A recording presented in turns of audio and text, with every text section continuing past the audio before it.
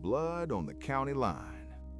The county line runs straight through Miller's Creek Road, marked by a rusted sign so full of bullet holes it barely reads anymore. Folks say if you blink while driving past it, you'll feel colder on the other side, like the land itself knows when you crossed over. I never believed that, not until the blood showed up. I was working nights back then, hauling livestock feed between farms. Miller's Creek was the fastest way home, empty, unlit, forgotten by everyone except the coyotes and whatever else learned to live out there. At 1:43 a.m., my headlights swept over something dark smeared across the pavement, right where the asphalt cracked beneath the county sign. I slowed, heart thumping. Blood, fresh, too much of it. It pooled along the white line marking the boundary between Mercer County and Holloway County, soaking into the road as if the asphalt was thirsty. There were drag marks too, long, uneven streaks leading off toward the woods on the Holloway side. I called it in. Dispatch went quiet for a long second before asking, "You sure you're on Miller's Creek?" "Yes, ma'am." Another pause. "Units are unavailable." That should have been my warning. The next morning, the blood was gone. No stains, no drag marks, not even a scuff. Just a broken sign and the whispering trees beyond it. Sheriff Clay from Mercer County showed up anyway, chewing tobacco and squinting at the road. "You see anything else?" he asked. "Nobody," I said, "but there was a lot of blood." He spat onto the pavement, right on the county line. "Holloway problem," he muttered. "Ain't ours." I asked if Holloway Sheriff's Department had been notified. Clay laughed. "They don't come out here after dark." It happened again 2 nights later. Same spot, same fresh blood, thick and glossy under my headlights. This time there were footprints, bare feet, too large to belong to a child, but wrong somehow. Toes splayed like they weren't used to pavement. They crossed back and forth over the county line, over and over, like whoever made them couldn't decide where they belonged. I didn't call it in. Instead, I watched the woods. Something moved between the trees, something tall. It dragged one leg and breathed like it was drowning. Then it stepped back across the line and vanished. The blood began to steam. I started asking questions. At the diner in town, the old-timers went quiet when I mentioned Miller's Creek. One man crossed himself. Another paid his tab and left without touching his food. Finally, a woman named Ruth leaned in close and said, "You know why the line's there, don't you?" "For taxes?" I guessed. She shook her head. "For blame. Back in the 1930s, Holloway County had a slaughterhouse out near the creek.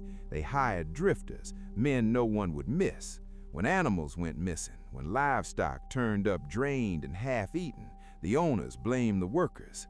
When bodies started showing up, they blamed the county line. Anything bad that happened, they dragged it just far enough across the road to make it someone else's responsibility. One winter, a man escaped, crawled bleeding across Miller's Creek Road and died with one hand in Mercer County and one in Holloway. They buried him where he fell. The slaughterhouse burned down a week later, but the line stayed hungry. The third night, my truck stalled right on the border. The engine died, the radio hissed with static. My headlights flickered, then steadied, illuminating a shape standing in the road ahead. A man, barefoot, naked. His skin was gray and split open in places, stitched crudely with wire. Blood dripped from him, fresh and endless, spilling onto the pavement and flowing toward the line like it knew where to go. He smiled. "Which side you on?" he asked. His voice sounded like gravel in a meat grinder. I couldn't answer. He stepped forward and the ground trembled. More shapes emerged from the woods behind him. Men and women, animals sewn into people, people with butcher's tags still hanging from their ears, all of them bleeding, all of them stopping at the county line. "You gotta choose," the stitched man said. "Someone always does." I floored the gas, the engine roared back to life, and I tore down the road, mirrors filled with shapes that didn't chase me, but watched. When I finally stopped shaking, I was miles away, dawn creeping up behind me. The radio crackled once. "Boundary reset," a voice whispered. They found a body the next morning. Half of it, anyway. A man torn apart at the waist, dumped just inside Mercer County. Sheriff Clay called it an animal attack. Holloway Sheriff's Department said it wasn't theirs. The blood soaked into the road. By nightfall, it was gone. I quit my job. Didn't matter. The line followed me. I started seeing blood at intersections, on sidewalks, in parking lots where two properties met, always right on the edge, never fully belonging anywhere. Sometimes, late at night, I heard dragging footsteps outside my house. Sometimes I woke up with dirt under my nails and the taste of iron in my mouth. I checked my boots. They were always muddy. The county sign disappeared last week, just gone. No posts, no holes, nothing left to mark where one place ended and the other began. Now the blood shows up everywhere, and nobody knows where to put it. Last night, I stood in the road outside my house, watching it pool at my feet, creeping closer no matter which way I stepped. I heard the stitched man breathing behind me. "You crossed a long time ago," he said. I looked down. There was no line anymore, only blood. Nobody rings the church bell anymore. It hangs in the steeple of St. Bridget's, green with age, its rope cut and coiled on the floor like a dead snake. The bell hasn't rung in 20 years, not since the last Sunday service, not since the town decided it was easier to stop listening than to answer. But sometimes, late at night, the bell still sways. I moved to Alder Creek because I wanted quiet. The realtor called it sleepy. That should have been my first warning. Towns don't sleep. They hold their breath. St. Bridget's stood at the center of town, stone walls cracked, stained glass windows boarded over. Even in daylight, it felt darker there, as if the sun didn't quite reach it. The bell tower leaned slightly to the east, frozen mid-fall, like a man caught just before collapse. The locals avoided it. When I asked why, they shrugged. "No reason to go there anymore," they said. God moved on. The first night I heard the bell, it wasn't loud. It was distant, hollow, like the sound had traveled a long way to reach me. One slow toll. I checked the clock, 2:14 a.m. I told myself it was wind. The second toll came 20 minutes later. By the third, I was sitting upright in bed, heart pounding, staring toward the church through my bedroom window. The bell tower stood dark and still, but I could feel the sound in my chest, vibrating in places sound shouldn't reach. I asked around the next day. Old Mrs. Hale at the post office stiffened when I mentioned the bell. "It doesn't ring," she said sharply. "Hasn't for years." "But it doesn't," she repeated, louder this time. "And if you hear it, you best pray it stops." That night I dreamed of hands, dozens of them, pale and cracked, reaching up through the floor of the church, grasping for the bell rope. Their fingers were worn to bone, nails split and bleeding, but they pulled anyway. The bell rang until the sound turned wet and choking. I woke with blood on my palms. St. Bridget's used to be the heart of Alder Creek. I found old photos in the town hall, weddings, funerals, baptisms. The bell rang for everything once, births, deaths, storms, fires. It told the town when to gather and when to hide. Then came the winter of '89. A blizzard cut Alder Creek off from the rest of the world. Roads vanished, power died. The only thing that still worked was the bell. The priest rang it every hour, calling people to shelter, to prayer, to warmth. People came. They never left. When the snow melted weeks later, the church doors were sealed shut from the inside. Every window was blackened with soot. No bodies were found, no blood, just the bell rope, pulled nearly through. The town never reopened the church. They cut the rope. They stopped listening. On the fifth night, the bell rang again, closer this time, not from the tower, from inside my house. The sound came from the walls, from the pipes, from the space behind my eyes. Each toll scraped something raw inside me, peeling back memories I hadn't touched in years, every prayer I'd whispered and abandoned, every promise I'd made and broken. Between tolls, I heard voices, not speaking, begging. I went to the church at dawn. The doors were still chained, but the chains lay slack on the ground, rusted through as if they'd aged decades overnight. Inside, the air smelled of cold stone and old breath. The bell rope hung from the ceiling again, whole, clean, waiting. Beneath it, the floor was warped, bowed upward, as if something beneath it was pushing to get out. I heard movement below the boards, shuffling, scratching. A voice rose up through the floor, hoarse and hopeful. "Is it time?" I backed away. The bell moved on its own, just a little. The sound it made wasn't loud, but it was answered. From beneath the church, from beneath the town, from beneath me. The bell rang all day. People emerged from their homes, drawn by the sound despite themselves. They stood in the streets, faces pale, eyes wet, listening like children called home at dusk. Some cried, some smiled, some walked into St. Bridget's and didn't come back out. The bell grew stronger with every toll, hungrier. I tried to leave Alder Creek that night. The road ended where it always had, but now it led straight back to the church. Every turn circled inward.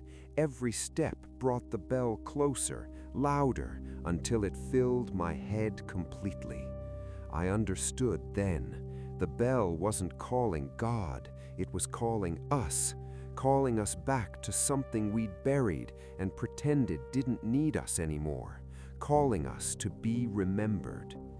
At midnight, the bell stopped. The silence afterward was unbearable. I stood alone in the church, rope in my hands. The floor beneath me trembled. The voices rose together now, no longer begging, waiting. I thought of all the times I'd asked for help and never listened for the answer. I pulled. The bell rang true and full, shaking the walls, splitting the floor open. Hands burst through the stone, followed by bodies thin as shadows, eyes bright with devotion and hunger. They smiled at me. "Thank you," they said. Nobody rings the church bell anymore, because now it rings itself, and every time it does, Alder Creek grows a little smaller, quieter, holier. If you ever hear a bell ringing where no church stands, don't follow it. Some calls are meant to stay unanswered. Static from the emergency broadcast. The emergency alert system went off at 2:17 a.m. It wasn't the sound that woke me, it was the silence afterward. That heavy, unnatural quiet that pressed against the walls of my apartment like something listening. The TV flickered on by itself. A blue screen appeared, followed by the familiar tone, a shrill mechanical shriek meant to save lives. Then came the static, thick and wet sounding, as if the signal were dragging itself through mud. "This is an emergency broadcast," a voice said. It was male, calm, and wrong. "Please remain indoors." I sat up in bed, heart pounding. The voice didn't belong to any announcer I recognized. It was too slow, each word stretched just a fraction longer than necessary, as though savoring its shape. The screen went black, then the static returned. I checked my phone. No alerts, no messages, no missed calls. Outside my window, the city street lay empty, bathed in the sickly orange glow of streetlights. No sirens, no movement. I told myself it was a glitch. At 2:32 a.m., the broadcast returned. The same tone, the same static. "This is an emergency broadcast," the voice repeated. "If you are hearing this, you have been located. A cold numbness spread through my chest. The TV switched off again, leaving me in the dark. Somewhere in the building, I heard a door slam, then another. Footsteps pounded down the stairwell, frantic and uneven. Someone screamed. By morning, the city felt thinner, hollowed out. Cars sat abandoned in the middle of the road. Traffic lights blinked uselessly over empty intersections. A layer of ash or dust, I couldn't tell which, coated the sidewalks. People were gone. Not evacuated, not dead, just missing. I found a neighbor standing in the hallway, staring at the emergency notice taped to the wall. His eyes were bloodshot, his hands shaking. "It spoke to me," he whispered, "used my name." I asked him what it said. He shook his head violently. "It told me where I was hiding wrong." The radio still worked. At noon, every station cut to the same signal, static, then the voice. "This is an emergency broadcast," it said. "Please do not attempt to leave. You are safest where you are." The voice sounded closer now, less like it was coming from a speaker and more like it was inside the room, vibrating in my skull. I turned the radio off. The static continued.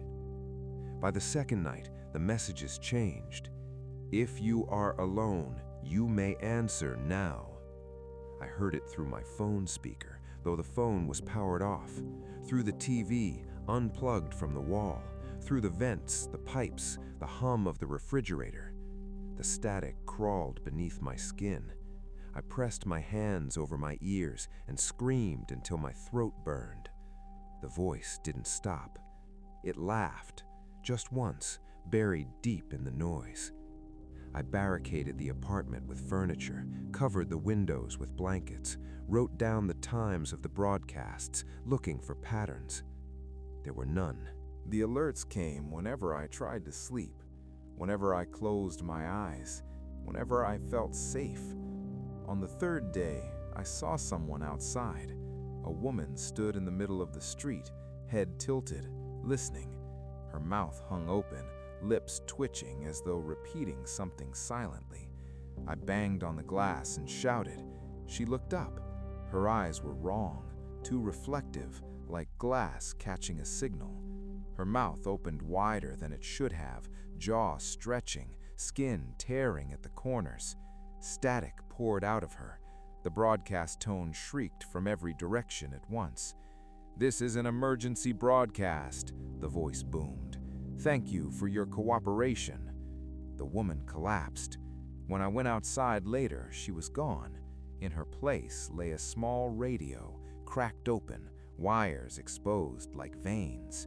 It was still playing. I learned what the broadcast wanted by accident. I spoke back. "I'm here," I whispered.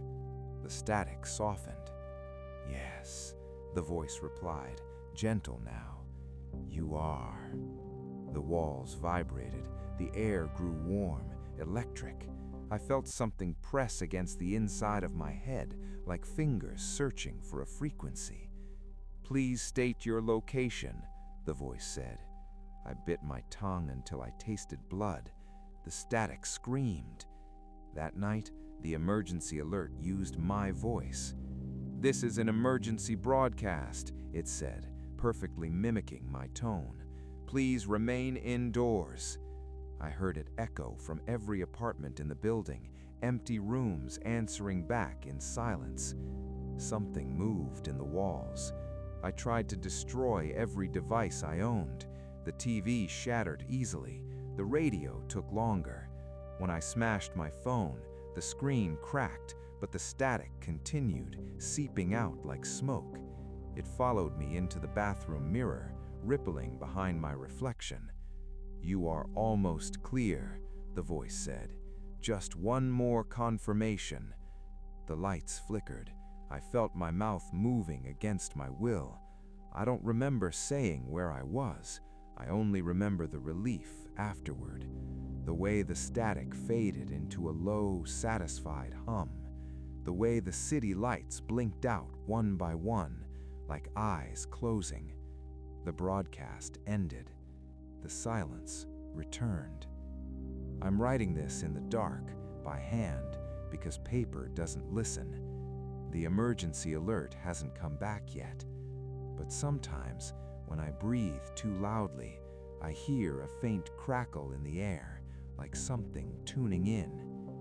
If your TV turns on by itself tonight, if you hear static where there shouldn't be, do not answer.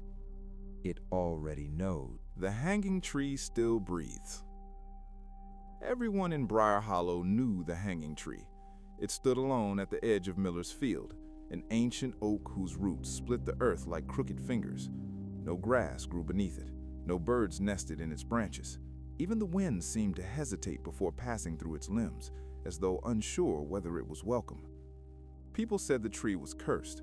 Others said it was just old, but the oldest folks in town said nothing at all. I came back to Briar Hollow for my father's funeral, 10 years after I'd sworn never to return. The house smelled the same, dust, pine, and something faintly metallic. He died alone in the upstairs bedroom, facing the field, the window wide open. The first night I slept with the curtains drawn. It didn't help. Sometime after midnight, I heard it, a slow, dragging sound, like air being pulled through wet soil. It rose and fell in a steady rhythm, breathing. I told myself it was the wind, but when I finally looked out the window, the field was still. The hanging tree stood unmoving beneath the moon, and yet the sound continued. The warning came the next morning, tucked inside a folded piece of notebook paper taped to the refrigerator. Don't let the tree hear you. It was written in my father's handwriting, tight, shaky, desperate. I laughed then, a sharp, humorless sound. He'd always been prone to superstition. Even as a kid, I remembered him locking doors at dusk, whispering prayers I didn't recognize, watching the tree as if it might move when he wasn't looking. I took the note down and shoved it into my pocket. That afternoon, I walked into town. Briar Hollow looked smaller than I remembered. The diner still sat on the corner, its sign flickering. Inside, Mrs. Calder poured coffee with trembling hands when she saw me. "You shouldn't be here," she said quietly. "I grew up here," I replied. She shook her head. "Not anymore." When I asked about my father, her eyes slid toward the window, toward the distant field. "He stayed longer than most," she said. "Longer than he should have." That was the last thing she would say to me. I found the town records in the library's basement. Dusty ledgers cataloged deaths stretching back nearly 2 centuries. Men, women, sometimes whole families. Cause of death was almost always the same: asphyxiation. No fire, no flood, no explanation. Every entry ended with the same note, written in different hands across generations. Body discovered near the oak, the hanging tree. I didn't notice the pattern at first, but when I did, my throat tightened. Every 20 to 30 years, the deaths stopped, right after someone new moved into the farmhouse. That night, the dreams began. I stood barefoot in Miller's Field. The earth beneath me pulsed like a living thing. Roots rose from the ground and wrapped around my ankles, warm and wet. I tried to scream, but my mouth filled with dirt. Above me, the tree leaned closer. Its bark split open, revealing faces inside, hundreds of them, pressed together, eyes rolling, mouths opening and closing in perfect unison, breathing. I woke, gasping, my lungs burning. Dirt streaked the sheets. My fingernails were cracked and packed with soil. Outside my bedroom window, the grass was flattened in a narrow path leading straight to the tree. I confronted the oak the next day. Up close, it was worse. The bark was dark and slick, pulsing faintly beneath my palm when I touched it. I felt a tremor pass through the trunk, like a shudder.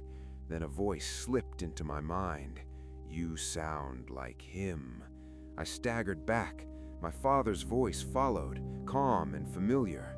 "I kept it fed. I kept you safe." Memories flooded in. Him insisting we never played near the field. Him washing my hands after dusk. Him standing on the porch at night, counting his breaths. He hadn't been afraid of the tree. He'd been listening to it. The journal was hidden beneath a loose floorboard in the kitchen. Page after page, detailed rituals, schedules, offerings. Names were crossed out, dates circled. "It doesn't eat flesh," one entry read. "It eats breath. Fear makes it richer." Another page ended with a single sentence written over and over again until the paper tore. "Someone must stay." I understood then. The hanging tree wasn't a curse, it was a contract. The town emptied faster than I expected. Cars vanished from driveways, doors stood open, food sat rotting on kitchen counters. By the third day, I was alone, except for the tree. Its roots crept closer each night, cracking pavement, pushing through the foundation. The house inhaled and exhaled, walls expanding and contracting like lungs. When I tried to leave, my car wouldn't start.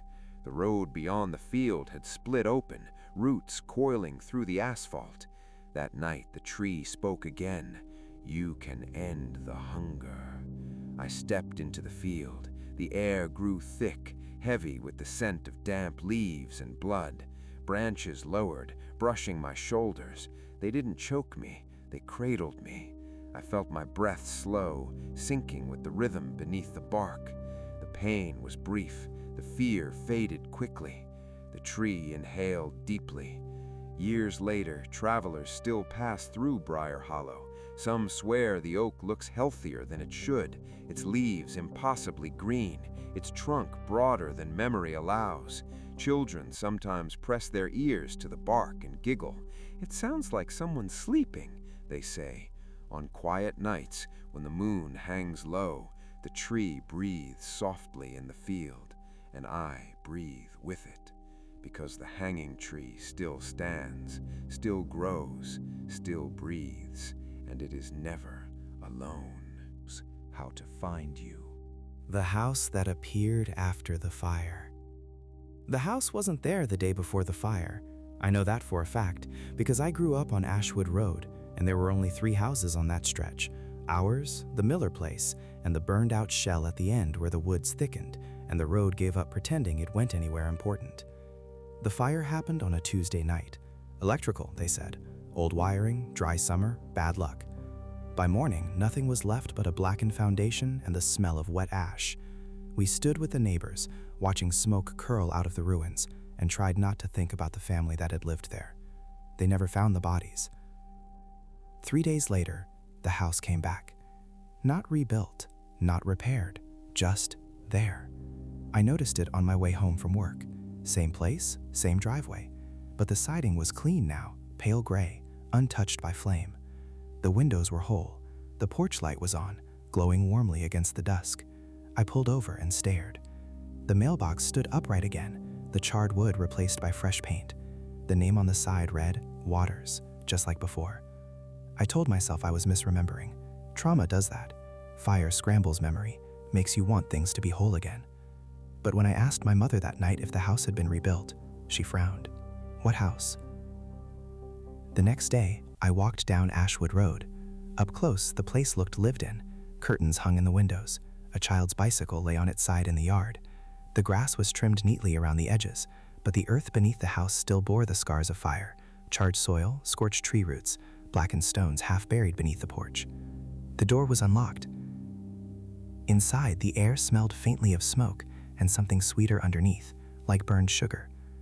The furniture was familiar, too familiar. The same couch, the same crooked picture frame, the same dent in the hallway wall from when the eldest boy had crashed his skateboard indoors. But everything was wrong in small ways. The clocks ticked, but the hands didn't move. Family photos showed faces blurred, as if the camera had failed to focus. The mirrors reflected the rooms accurately, except for one thing. No people, not even me.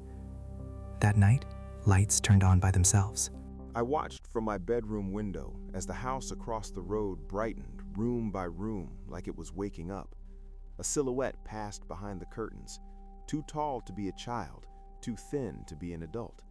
The porch light flickered twice, then stayed on.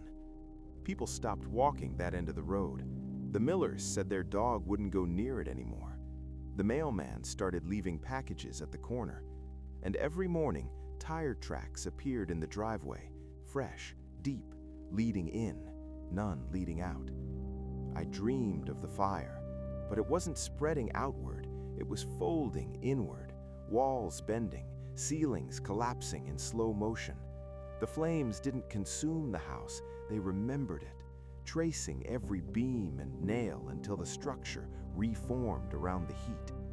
When I woke, my clothes smelled like smoke. My phone showed a missed call from a number that didn't exist. On the 7th night, someone knocked on my door. It was the woman from the fire, the mother. Her hair was burned short and uneven, skin pale and too smooth, like it had healed wrong. She smiled with a mouth that didn't quite remember how. "We're home again," she said. "You should come see." Behind her, across the road, the house stood brighter than ever, warm, inviting. I noticed then that her feet didn't touch the ground. Inside, the house was full. The family sat at the table, laughing softly, their voices layered over one another like echoes. Flames flickered beneath their skin, glowing through cracks in their arms and necks. "We couldn't leave," the father said gently. "The fire wouldn't let us." The walls pulsed, the ceiling creaked, the house breathed in time with them. "It needs witnesses," the mother said, "otherwise it forgets how to stay." The fire had burned everything except the shape of the house, and now the shape was hungry. They told me others had already come, neighbors, strangers, people who stopped to look too long. Each one added weight, substance, memory. I felt the heat rising around my ankles. The door behind me was gone. They found my house empty the next morning. Across the road, the 4th house on Ashwood stood quiet and whole, its paint still warm to the touch. If you drive down that road now, you'll see it too. Just don't knock. Some houses survive fires. Others learn how to wait. The playground is only empty during the day. The playground behind Maple Street Elementary is only empty during the day. That's what my daughter told me the first time she came home with dirt on her knees and fear in her eyes. "Who were you playing with?" I asked, already kneeling to check for scrapes. She hesitated. "The kids," she said. "The night kids." I laughed then, because that's what parents do when the world hasn't taught them better yet. I wiped her hands clean, told her not to make things up, and reminded her that the playground was locked after sunset. She nodded, too quickly. During the day, the playground looked like any other. Sun-bleached slides, rust creeping along the monkey bars, the old wooden fort with its peeling paint and missing planks. Parents sat on benches scrolling through phones while children screamed and laughed and chased each other until they collapsed in the mulch. I watched carefully after that conversation. I never saw anything strange. No extra footprints, no unfamiliar kids, no sounds except the usual chaos. But every afternoon, my daughter asked the same question as dusk crept in. "Can I go back later?" "No," I said. "It's dark." She frowned. "That's when it opens." The second time she mentioned the night kids, she was quieter. "They don't like grown-ups," she said, stirring her cereal without eating it. "They say you're too loud." "Who says that?" I asked. She shrugged. "The swing girl, the boy with the rope neck, the twins in the dirt." My spoon paused halfway to my mouth. "Those aren't nice things to say," I said, forcing a smile. "You shouldn't make up scary stories." She looked genuinely confused. "I'm not making them up," she said. "They're already there." That night I stood at the window and watched the playground. At sunset, it emptied the way it always did. Parents gathered their children. The last dog walker passed through. The lights flickered on, tall metal poles humming softly as they cast their pale glow over the empty structures. For a while, nothing happened. Then the swings began to move. Not much, just a gentle sway, back and forth. Slow enough to blame the wind, if there had been any. The slide gleamed wetly under the lights. Something clattered faintly beneath the fort. I shut the curtains. My daughter stopped sleeping through the night. She'd wake up around 2 a.m., sit straight up in bed, and listen. "They're calling," she whispered once. I asked who. the ones who stayed. I started locking her door. That didn't help. I went to the school office the next day and asked if anyone else had complained about the playground. The secretary smiled too quickly. "Kids imagine things," she said. "This neighborhood has a lot of history." "What kind of history?" Her smile faded. "Accidents," she said, "before the renovations." I found the rest online. A boy strangled when his hoodie caught on a rope swing, a girl who fell from the fort and broke her neck, twins who suffocated when a dirt tunnel collapsed, a child who disappeared entirely, last seen on the merry-go-round after dark. The playground had been rebuilt, the ground leveled, the stories buried. The night my daughter disappeared from her bed, the front door was still locked. Her shoes were gone, so was her jacket. The only thing left behind was a thin trail of playground mulch leading down the sidewalk, glowing faintly under the streetlights like breadcrumbs. I followed it. The playground lights were on. The swings were moving now, high and fast, chains shrieking softly as if laughing. Shadows started across the ground, small, quick, wrong. The slide was crowded with shapes that didn't reflect the light properly, their outlines flickering like bad video. I heard children laughing, not happily, hungrily. "My daughter," I shouted. "She needs to come home." The laughter stopped. Every swing slowed at once. From beneath the fort, a voice answered, "She's playing." I stepped onto the playground. The air felt heavier, thicker, like stepping underwater. The ground beneath my feet wasn't mulch anymore. It was packed dirt, cold and damp. Children emerged from the shadows. Some were missing pieces. Some were stretched too long. One boy's head lolled sideways, neck held together by a dark, rope-like mark. A girl dragged one foot, leaving a groove in the dirt. Two identical shapes stood half-buried near the edge of the sandbox, eyes level with the ground. They all watched me. "You're not supposed to be here," said the swing girl.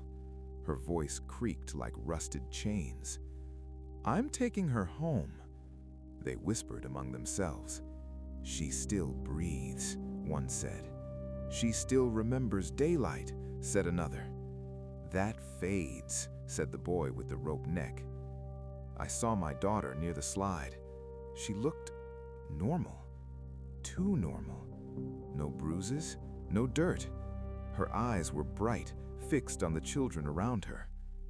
"Sweetheart," I said, forcing my voice steady, "come here." She hesitated. "They don't have to go inside," she said. "They don't have to stop playing." "They're dead," I said before I could stop myself. The playground went silent. The lights flickered. The children's faces twisted, not angry, hurt. "We stayed," said the twins in the dirt. "Nobody came." "You leave," said the swing girl. "You forget." "They remember us," said the boy with the rope neck. "That's not fair." The ground began to shift. I felt something grip my ankle, small hands, cold and strong. The dirt moved like water around my feet, pulling me down. My daughter screamed. "Stop!" she cried. "You're hurting her." The hands loosened. They looked at her. "She chose us," said the swing girl. My daughter shook her head violently. "No, I choose her." The playground lights flared bright white. The laughter turned into shrieks. The shadows tore themselves away from the equipment, scrambling back toward the fort, the swings, the dirt. The slide emptied, shapes dissolving into stains of darkness. The ground went still. The hands released me. By morning, the playground was empty again, clean, ordinary. My daughter slept until noon and didn't remember leaving the house. When I asked about the night kids, she frowned. "What kids?" The city closed the playground 2 weeks later. New fencing, new locks, signs warning of unsafe ground conditions. Parents complained. Children cried. At night, the lights still turn on. Sometimes, if you stand at the fence after dark, you can hear it. Soft footsteps, the creak of swings, children playing a game that never ends. Because the playground is only empty during the day, and some places remember who they were built for. We found the end of the internet. The first sign wasn't the blackout, it was the pause. At exactly 11:58 p.m. UTC, the internet stopped refreshing. Pages didn't fail to load, they froze, mid-scroll, mid-buffer, mid-thought. Time didn't stop, but the web did, like a breath held too long. I noticed because I was watching a live stream of a deep-sea rover in the Mariana Trench. The video hiccuped, stuttered, and then settled into a single frame, a cloud of silt suspended in the dark, something long and pale curving just out of view. The chat window locked in place. The last message read, "It's looking back at us." Then nothing moved again. At first, everyone blamed the usual suspects: solar flare, DNS outage, cyber attack, but none of it fit. The power stayed on, local networks worked, offline files were fine. The problem was distance. Anything that tried to reach far enough failed. Search engines returned the same result every time, no matter the query, a blank page with a blinking cursor. Clicking links didn't produce errors, they looped quietly, endlessly, like a hallway bending back on itself. At 12:04 a.m., my terminal logged something I hadn't typed. "You have reached the edge." I unplugged the Ethernet cable. The message kept blinking. I wasn't alone. A private group chat, one of the few local servers still responsive, filled with panicked messages from engineers, sysadmins, archivists, and data hoarders, people who knew how the internet was supposed to behave. Someone shared a packet trace. Another posted routing maps lighting up in red, entire continents failing to handshake with one another. The farther the data tried to go, the worse it degraded, like sound underwater, like language losing meaning. At 12:19 a.m., a website appeared. No domain, no IP, just a plain white page that opened no matter what address you typed. News sites, personal blogs, banking portals, they all led to the same place. Centered text, black letters. "Welcome, you have arrived." Below it was a progress bar. It was almost full. The internet didn't end, it converged. Every request, every search, every upload bent toward that same page, like gravity. Cached data resurfaced from nowhere. Deleted posts, erased videos, lost emails, things people had spent years trying to forget. Then came the live feeds. Security cameras turned on by themselves. Baby monitors crackled awake. Old webcams, abandoned laptops, broken phones, all streaming to the same place. Not publicly, personally. You only saw yours. I saw my childhood bedroom.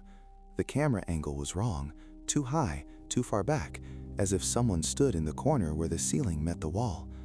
The room was empty. The timestamp read, "Now." In the chat, people started disconnecting, or trying to. Some posted final messages. "It knows my name. I never uploaded this. That's not me in the video." Then their usernames went gray. At 12:41 a.m., the page updated. "This is as far as you go. Please remain still." The progress bar filled completely. The cursor blinked once, and the page scrolled down on its own. There was text at first, endless text, billions of lines compressed into a single column, flickering too fast to read.